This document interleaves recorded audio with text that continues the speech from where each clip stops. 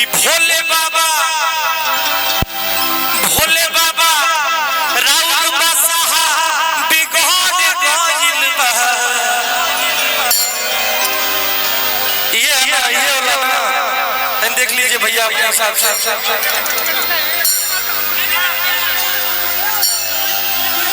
भोले बाबा राउत बसहा बिगड़ गइल बा। कि हमर चार काठा धान के बीजा चढ़ गइल बा। ये चाहता वाला कि हमर चार काठा धान के बीजा चढ़ गइल बा। छोटे बाबा खाली गीत भोले बाबा राउत बसहा बिगड़ गइल बा। भोले बाबा राउत बसहा बिगड़ गइल बा। हमर चार काठा धान के बीजा चढ़ गइल बा। हमर चार काठा धान के बीजा चढ़ गइल बा। भोले बाबा राउत बसहा बिगड़ गइल बा। भोले बाबा राउत बसहा बिगड़ गइल बा। भोले बाबा राउत बसहा बिगड़ गइल। हमारी बड़ी बहन की तरफ से बहुत सारा पुरस्कार है, ताली बजाना चाहिए। और हमारे भाई की तरफ से भी बहुत सारा पुरस्कार है। मुनमुन पांडे जी जय हो। भोले बाबा बसहा बिगड़ गइल बा। भोले बाबा राउत बसहा बिगड़ गइल बा। हमर चार काठा धान के बीजा चढ़ गइल बा। हमर चार काठा धान के बीजा चढ़ गइल बा। हमर चार काठा धान के बीजा चढ़ गइल बा। हमर चार काठा धान के बीजा चढ़ गइल बा। भैया सी पे ही चलिए।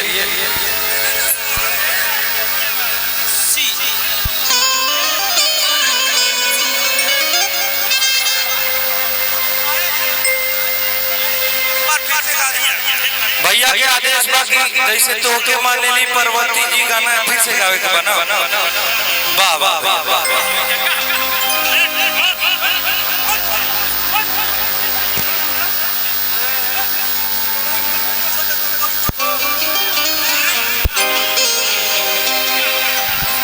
भैया आप लोग मंच पे थोड़ा शांति बनाए।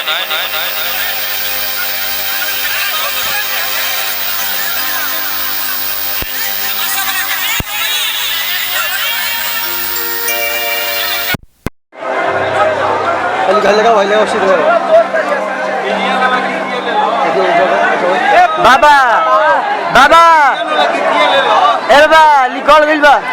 एगो गाना ए बाबा सुना दी का हां निकल गइल बा। लइकवा कहता कि सुन ले बात जल ढाले हीरो अखमिया हीरो चाही हम बानी। सही बात बाकी ना। अरे सुन ले बात जल ढाले हीरो। कोई बात नहीं आप सभी लोग लाइट अपने मोबाइल का फ्लैश जलाइए। सभी लोग यही में जाना होई। सब लोग जलाओ अपना मोबाइल का फ्लैश।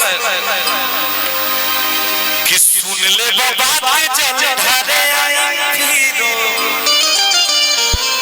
अखनिया हीरोइन चाही हम बानी हीरो। हे भैया कि माइयो हाथ कोहे की लक्ष्मीनिया राजल भोले बोला। बाबा से कहता कि ऐसन कन्या दी होगी। अरे ऐसन कन्या दी होगी संगतियो देख के डरे बोला।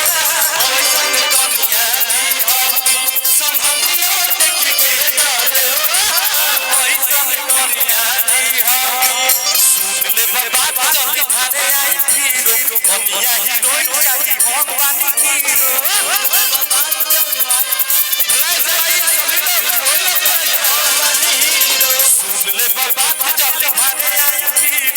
सोनिया हीरोइन चाबी हम बानी हीरो मायो बानी बानी लक्ष्मी आया दिल घरे बोला ऐसन कनिया दी हकी संभवियो देख के जरे बोला ऐसन कनिया दी हकी संभवियो देख के जरे बोला ऐसन कनिया दी हकी संभवियो देख के जरे बोला ऐसन कनिया दी हकी संभवियो देख के जरे बोला ऐसन कनिया दी हकी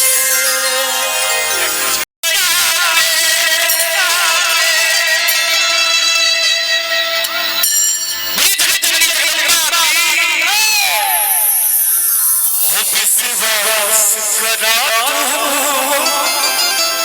मैया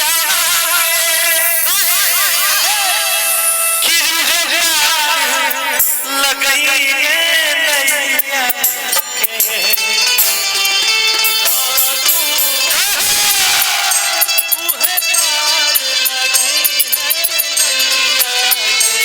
विश्वास करा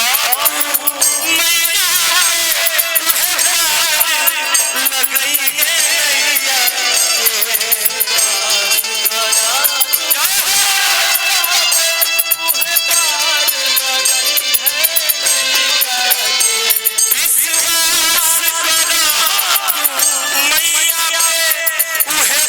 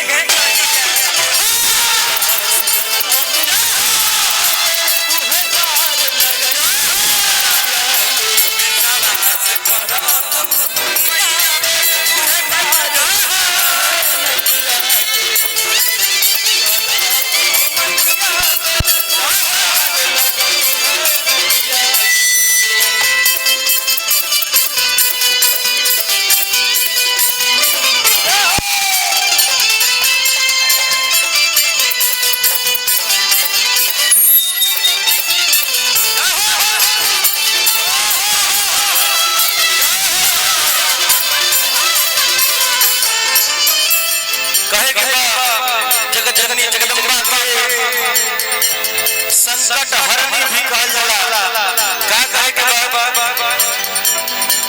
संकट हरनी की विपदा हरी है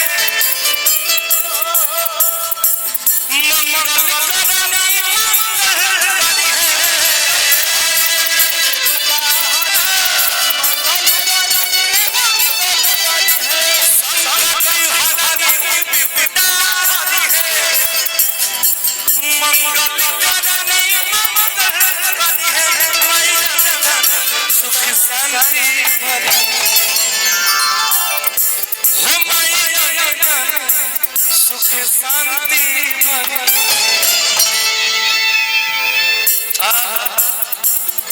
कि हनुमान जी पूजी कहाँ गए हनुमान जी बाहर भैया बहुत बहुत धन्यवाद भैया के देर नहीं पीछे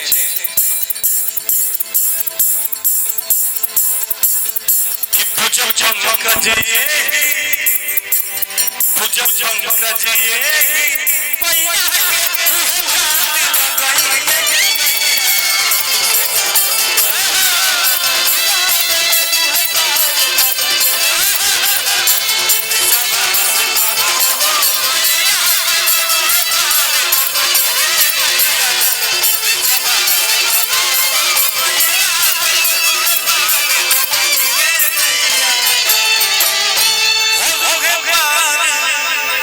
गई है नैया के सच दरबार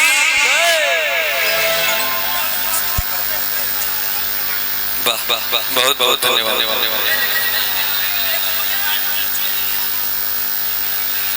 ये तो आशीर्वाद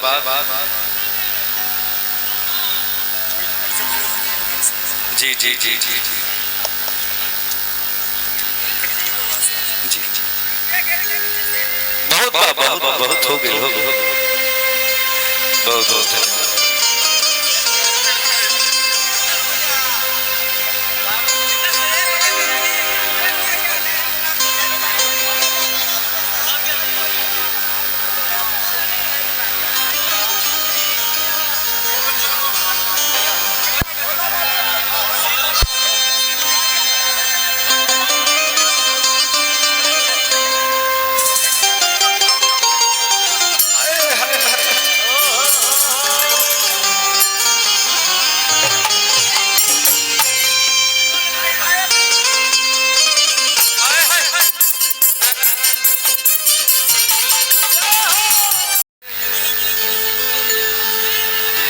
जगदम्बा भैया है अभय भैया है अभी गावे तो तब ना इनाम दिया कि अभी सुनिए कि इनाम देता हूँ दो चार लाइन सुन लो तब इनाम दिया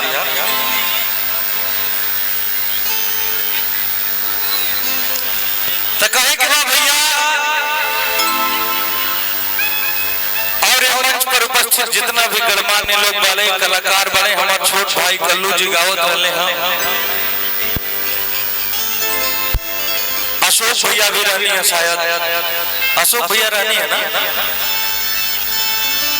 सबके बहुत बहुत धन्यवाद बहुत बहुत स्वागत कहे के बाद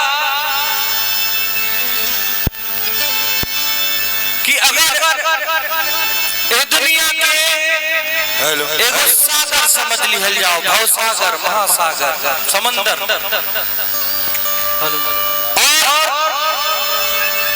हमनी के जीवन के अगर नैया समझ लिहल जाओ ना तो सवाल ही बा कि संसार रूपी भवसागर से ई जीवन रूपी नैया पार कैसे लागी रुआ सबके पता बा कैसे लागी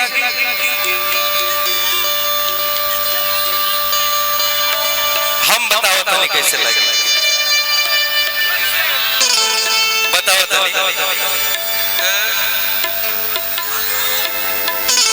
जय हो भले साचे दरबार की भले ब्रह्मेश्वर नाथ की भले माई विंध्यवासिनी की जय कहे के बाद कि विश्वास करा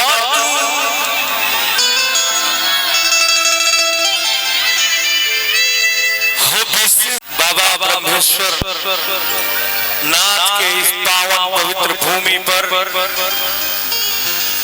आप सभी का हार्दिक अभिनंदन है और अप्पू बाबा सहित सबको जिन्होंने हमें इस पावन धाम में हाजिरी लगाने के लिए बुलाया है उसका बहुत बहुत धन्यवाद। आप सभी सभी का ये प्यार दिल को गदगद कर देने वाला है। आप सभी को बहुत बहुत धन्यवाद। और ये देखिए पूरा एकदम अब पेड़ पर तो ना चढ़ गिल बढ़ जाओ। अरे चलिए, देवाधिदेव महादेव आप सभी पर अपनी कृपा दृष्टि बनाए। आप सभी जीवन के जिस क्षेत्र में भी, इस दुनिया के जिस क्षेत्र में भी आप आगे बढ़ रहे हैं, खूब आगे बढ़िए, हमारी दिल से यही कामना है।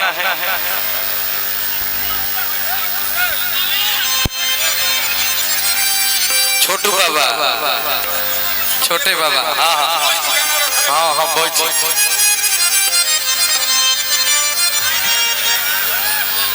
एक बारी हमारा खातिर दोनों हाथ उठा दी, सब दोनों हाथ उठा दी और हमारा साथ है बोलिए पार्वती पते हर हर महादेव शंभो।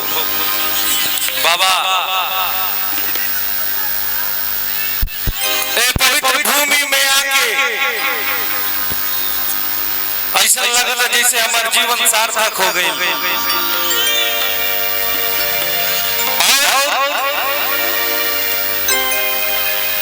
जहां भगवान शिव रहले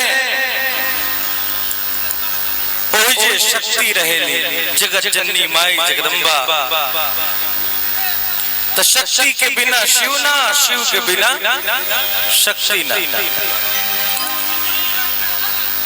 तो जैसे कि हमने के परंपरा रहा कि सबसे पहले हमने के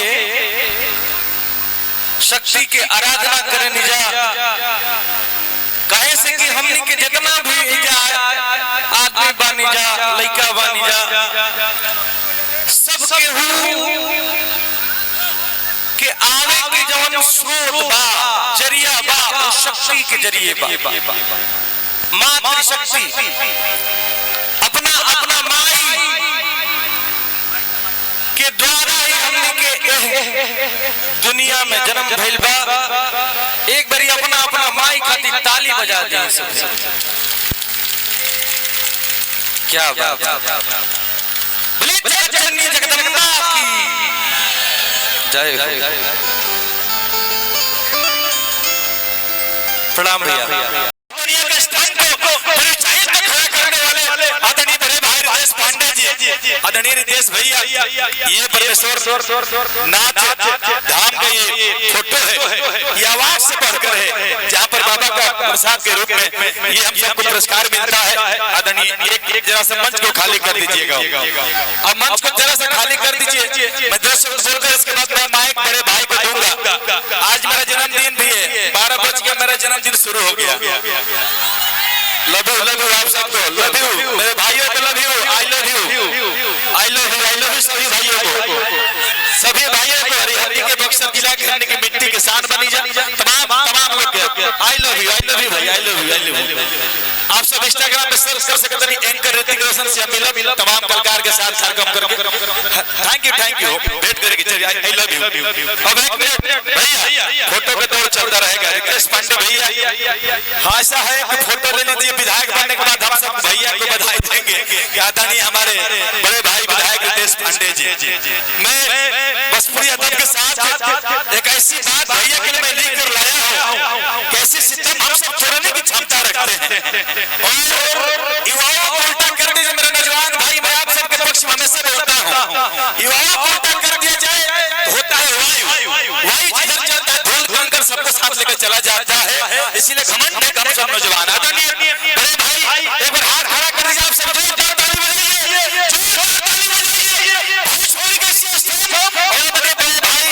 हम सब अंकित भैया के तिलक को 14 अप्रैल को मिले थे। आज मैं 14 जुलाई को मिल रहे हैं, 15 जुलाई को। आज मेरा बर्थडे भी, अभी मेरा बर्थडे हो गया। थैंक यू भैया। और आदरणीय रितेश भैया कि जब हिंदी सिनेमा को हम सब देखा कर हमारी भोजपुरी ने भी मिलियन दिया और अभी साहब आपकी मिट्टी रितेश पांडे भैया ने दिया। वो हमारी मिट्टी है, ये मिट्टी इतिहासों की मिट्टी है। और मैं बड़े भाई को बैग समर्पित करता हूँ। जरा सा भैया को छोड़ दीजिए, फोटो समझ रहे हैं, कहा आप लोग ले रहे हैं। भावी विधायक डालिएगा, जितने के आज हम भैया आए के साथ तो थोड़ा सा बेड खाली कर दीजिए। हाँ भैया, ए भाई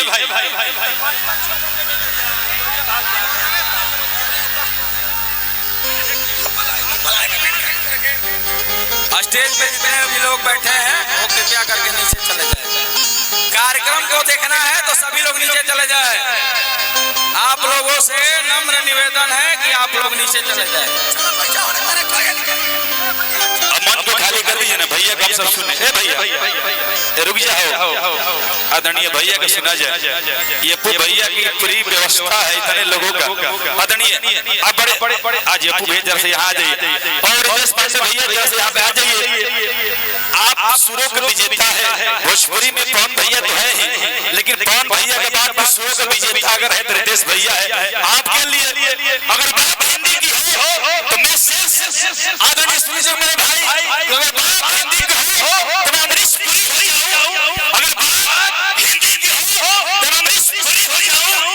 गीते तमाम लगाते हैं, रितेश भैया एक गीत ऐसा गा दीजिए कि मैं हिंदी से भोजपुरी हो जाऊं। आदरणीय जोरदार ताली बजा दीजिए, जोरदार ताली भैया के लिए माइक से मैं करता हूं रितेश पांडे भैया।